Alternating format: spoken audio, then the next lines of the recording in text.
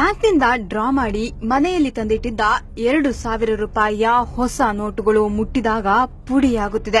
15 ದಿನಗಳ ಹಿಂದೆ ಮೈಸೂರಿನ ವಿವಿ ಮೊಹಲಾದ ಕರ್ನಾಟಕ ಬ್ಯಾಂಕ್ನಿಂದ ಹಣ ಡ್ರಾ ಮಾಡಿದ್ರು. ಈ ವೇಳೆ ಅವರಿಗೆ ಹೊಸ 2,000 ರೂಪಾಯಿಯ ನೋಟು ಲಭಿಸಿತ್ತು. ಆದ್ರೆ ಈಗ ನೋಟು ತೆಗೆದು ನೋಡಿದ್ರೆ ನೋಟು ಮುಟ್ಟಿದಲ್ಲೆಲ್ಲ ಪುಡಿಯಾಗ್ತಿದೆ.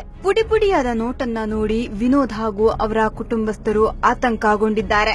ನೋಟು ಬದಲಾಯಿಸಲು ಬ್ಯಾಂಕ್ಗೆ ಹೋದ್ರೆ ಬ್ಯಾಂಕ್ ಅಧಿಕಾರಿಗಳಿಂದ ಇವರಿಗೆ ಸಕಾರಾತ್ಮಕ ಸ್ಪಂದನೆ ಸಿಕ್ಕಿಲ್ಲ. ಪ್ರಧಾನಿ ಮೋದಿ ಅವರು ನೋಟ್ ಬ್ಯಾನ್ ಘೋಷಣೆ ಮಾಡಿದ ನಂತರ ಆತುರದಲ್ಲಿ ಪ್ರಿಂಟ್ ಆಗುತ್ತಿರೋದ್ರಿಂದ ನೋಟುಗಳ ಕ್ವಾಲಿಟಿ ಕಡಿಮೆಯಾಗ್ತಿದೆ ಎಂಬ ಪ್ರಶ್ನೆ ಇದೀಗ ಎದುರಾಗಿದೆ. ನಿಮ್ಮ ಬಳಿಯೂ ಹೊಸ ನೋಟುಗಳಿದ್ರೆ ಚೆಕ್ ಮಾಡ್ಕೊಳ್ಳಿ. ಬ್ಯಾಂಕ್ನಿಂದ ತಂದು ನಾವು ಸೇಫ್ ಆಗಿ ಇಟ್ಟಿದ್ದೇವೆ ಎಂದು ಎಲ್ಲಾದರೂ ತೆಗೆದಿಟ್ಟಿದ್ರೆ ಅದನ್ನೊಮ್ಮೆ ಈಗಲೇ ನೋಡ್ಕೊಳ್ಳಿ. ಇಲ್ಲಾಂದ್ರೆ ನಿಮ್ಮ ಮನೆಯಲ್ಲಿ ಇಟ್ಟ 2,000 ರೂಪಾಯಿ ನೋಟು ಇಟ್ಟಲ್ಲೇ ಪುಡಿಯಾಗಬಹುದು.